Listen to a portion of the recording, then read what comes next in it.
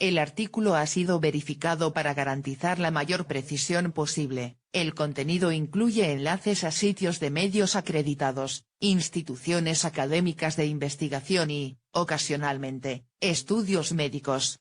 Todo el contenido de nuestro sitio web se ha revisado. Sin embargo, si consideras que nuestro contenido es inexacto, desactualizado o dudoso, puedes contactarnos para realizar las correcciones necesarias.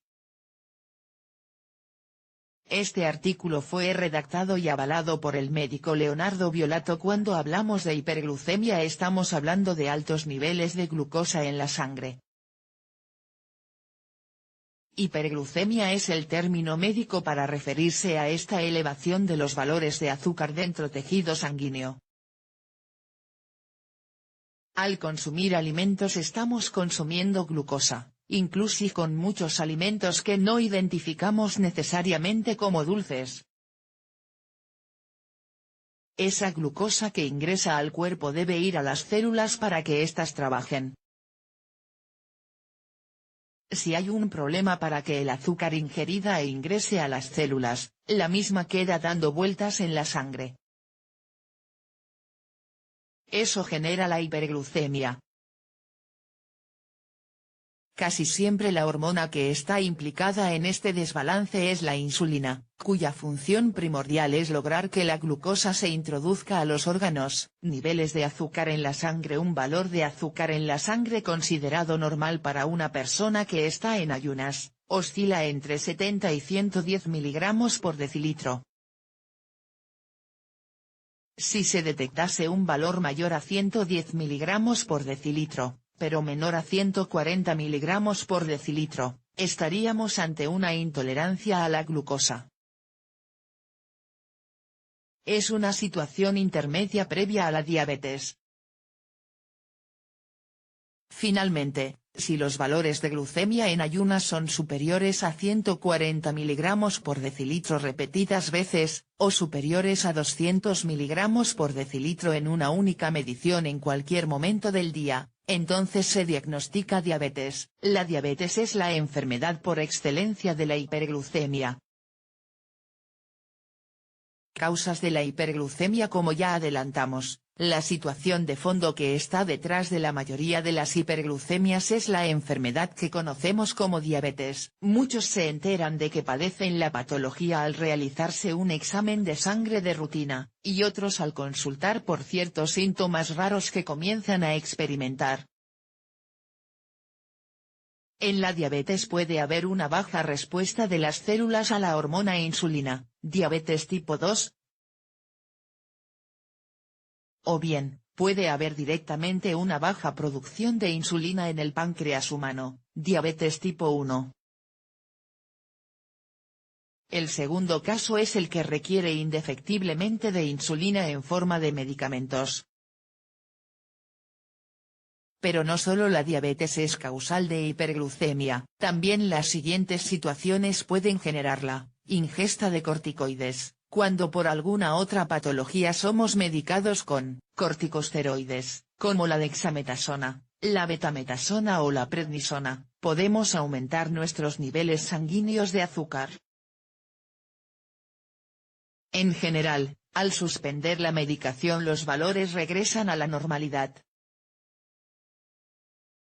Infecciones. El padecimiento de infecciones por microorganismos externos produce hiperglucemia momentánea. También, una vez resuelta la infección, los valores se normalizan. Embarazo. Existe una condición conocida como diabetes gestacional, que consiste en la elevación de los valores de glucosa en la sangre de las embarazadas. Esta hiperglucemia puede persistir hasta 12 semanas después del parto y requiere controles estrictos. Alimentación parenteral. Si un paciente recibe nutrición a través de sus venas porque no puede alimentarse oralmente, puede causar una desregulación de su mecanismo de insulina. En ese caso registrará episodios de hiperglucemia que deberán corregirse modificando la fórmula del alimento intravenoso que reciba. Síntomas. Los síntomas de la hiperglucemia suelen manifestarse con lentitud,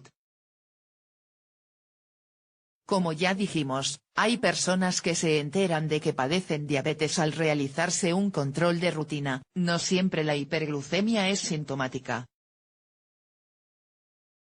Los 3 síntomas clásicos de la elevación del azúcar en sangre son, polidipsia, aumento de la sed, poliuria, aumento de la cantidad de orina, polifagia, aumento del apetito. Si la hiperglucemia se prolonga en el tiempo aparecerán problemas mayores. Uno de los indicios son las infecciones que no se resuelven rápidamente, así como las heridas que no cicatrizan como deberían. Ambos signos evidencian altos niveles de azúcar que se han venido sosteniendo en el tiempo. Los síntomas más peligrosos son los que aparecen más tarde.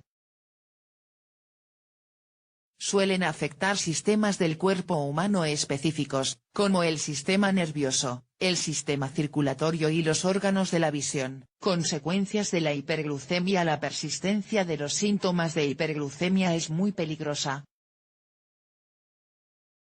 Las consecuencias de perpetuar el azúcar elevado en la sangre pueden ser mortales. Entre las enfermedades que se derivan de esta situación tenemos, insuficiencia renal, retinopatía, alteraciones en la retina ocular con pérdida de la visión, cardiopatía, afecciones del corazón, vasculopatía, problemas circulatorios en general, sobre todo en los vasos más pequeños del cuerpo, neuropatía, cambios en la conducción nerviosa de los nervios de las manos y los pies. La consecuencia más peligrosa y aguda de la hiperglucemia es la cetoacidosis diabética.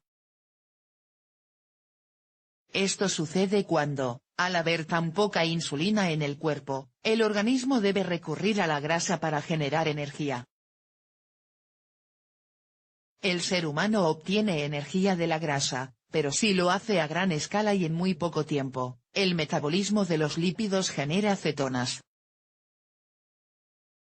Las cetonas son tóxicas si se acumulan en demasía. La cetoacidosis diabética requiere tratamiento inmediato como una urgencia médica. Las primeras medidas consisten en reponer líquidos y aplicar insulina intravenosa para detener la producción de cetonas. Hacerlo a tiempo salva la vida de los pacientes.